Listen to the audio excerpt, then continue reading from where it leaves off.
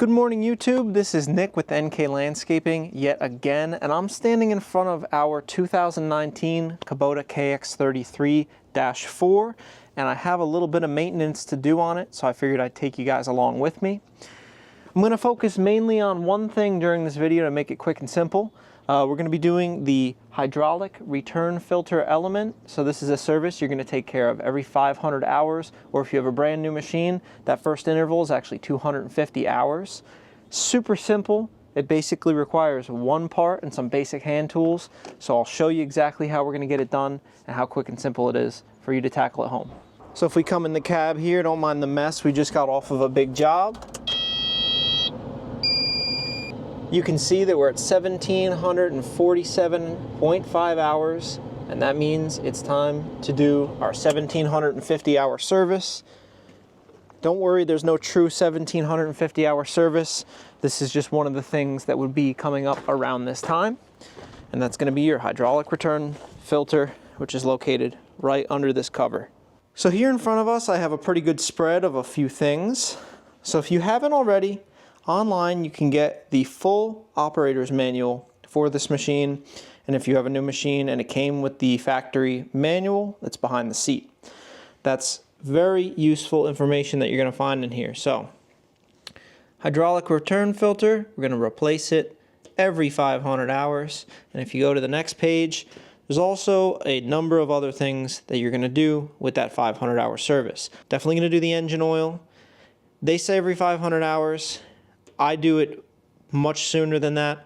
I'm personally a believer in a 250 hour or less maintenance interval on the engine oil. It's easy, it's quick, it's cheap, and if you're not using your excavator thousands of hours every year, I'd prefer to do it a little sooner than that. Along with that, we're going to have the fuel filter cartridge every 500. I stick with that as long as you have a good fuel source, that's fine. Engine oil filter, of course, that's going to go with the oil. The drive unit oil. This one's really easy, really cheap. They also recommend every 500. I've been doing it with every single engine oil change. So either that 250 hours or so takes a very small amount of oil, and those drive units are very, very expensive to replace. So you might as well do that sooner than later. The breather filter, this sits on top of the hydraulic return filter. I'm not going to be doing that today because I forgot to order it, but we'll see what it looks like. They don't usually get dirty that quickly, so we'll see what it looks like. And of course, hydraulic return filter element again. Now, on this other page, we're going to see normal excavator work, so I would consider ourselves to be doing that. We're not running a hammer. So on return filter is going to be done every 500 hours, 250 hours after first operation. So if you have that new machine, you're going to want to be doing that pretty soon. Coming over here, super simple. You have a diagram on what's going on. We have the cap up here with the breather, stanchion pipe, and then the filter itself screws on. Below that is the suction filter. That's a 1,000 hour service item. But super easy, a couple things to follow here. So you can pause if you want to look at that. Here's the genuine Kubota filter. I get all my parts from Messick's. They're a Kubota dealer and they ship anywhere online. We buy all of our stuff through them. They've been really good throughout the years. To do this job, super simple. You have a 7mm nut driver for one of the hose clamps, a 10mm nut driver for a different set of hose clamps, a 14mm socket on an extension with a ratchet. And then this is just my maintenance log. I keep a log. This is for all my different vehicles and equipment. I write down everything that I do every time I do a service. All right, guys, so in here, pretty simple. We have the hydraulic tank with the cover. The return filter is mounted right under this cover, so we have to take off 2 different hoses and 6 different bolts. Now before I do any service on this machine involving any fluids, you can see there's a bit of dust and dirt in here. We want to clean that off because we don't want that dropping down inside the tank. So you grab your air gun, water, whatever you want to use. So we just want to make sure that that whole area is clean. We don't want anything dropping in there. And I grab a rag. I got a little bit of oil leakage, probably from the last time that I did this service. You do lose a little bit of oil here. Nothing to warrant, going out and getting a whole bunch of oil. You might want to have some on hand. I believe these machines take an AW46 hydraulic oil. We have that on hand. So if you do lose a little bit, like I said, you won't lose much. You could just top it off. Well, I'm gonna get all this dirt and grime out of here, blow it off one more time. Normally I would have washed the machine prior to this, but like I said, we just got off of a big job and it's going back out onto a new job next week. So I don't have a lot of time. So the first things we're gonna wanna take off here, get my 10mm nut driver. This pipe is gonna leak a little bit of oil, so you're gonna wanna tuck your rag down in here.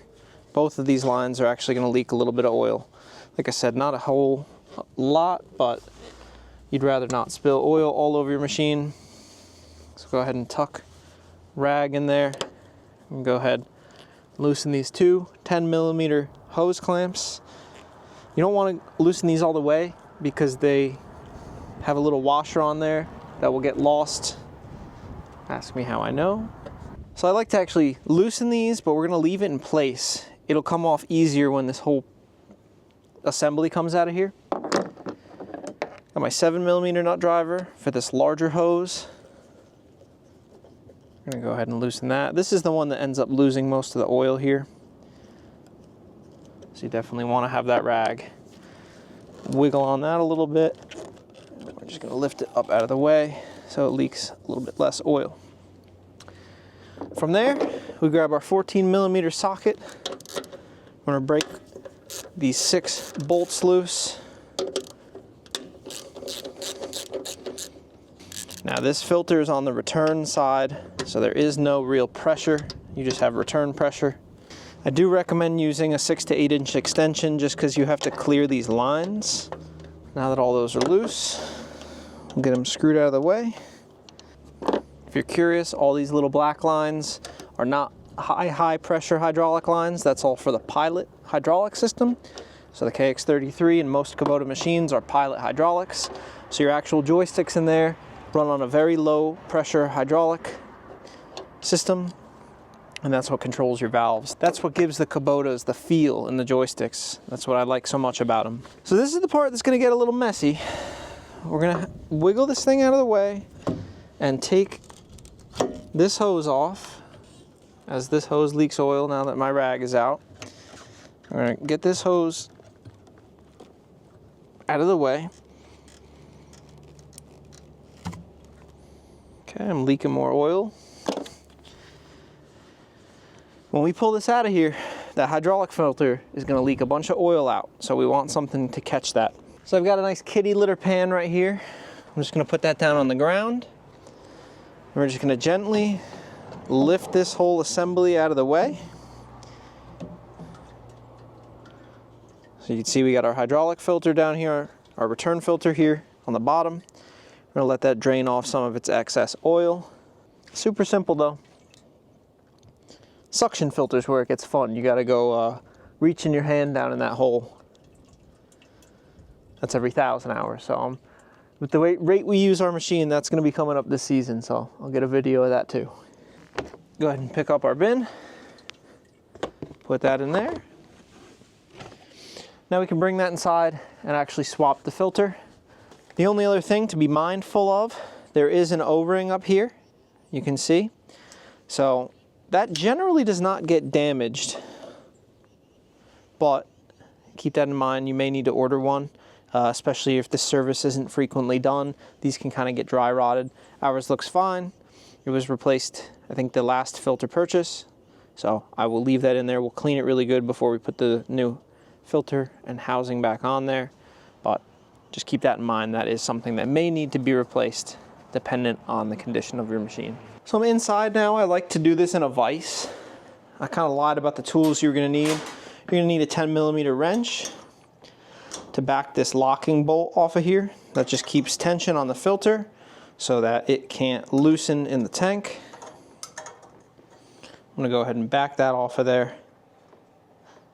And then you're gonna need a big adjustable wrench, because depending on which filter you get, some of them have only a nut on top here. This one has a nut on the bottom. So I'm gonna get on here. This isn't very tight on here. So now I can go ahead, I can spin that filter off. Like I said, not very tight.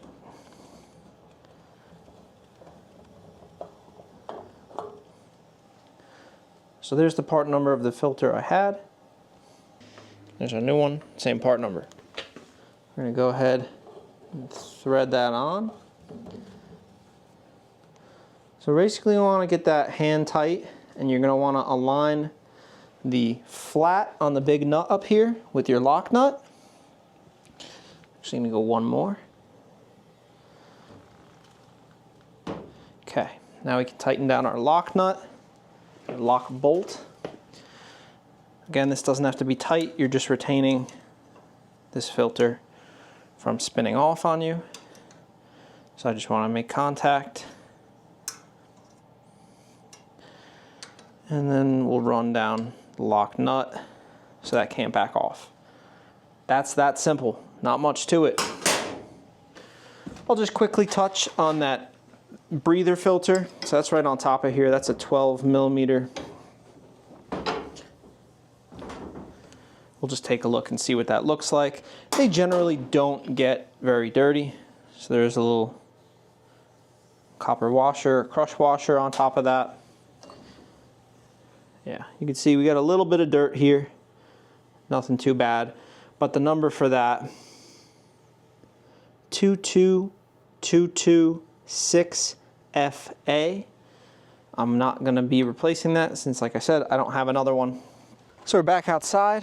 I put a cloth over the area here just so nothing got inside. Kurt's actually working on the counterweight. We're gonna be cleaning that up. But I wanna make sure this is all wiped down nice and clean, because we wanna make sure that that O-ring surface is clean and that mating surface is clean. I already gave the filter stanchion a wipe down, but we're gonna go ahead, slide that back in there. And don't forget our oil pipe that's leaking everywhere. I'll go ahead and install it on the filter side first. Then we can pivot it in place.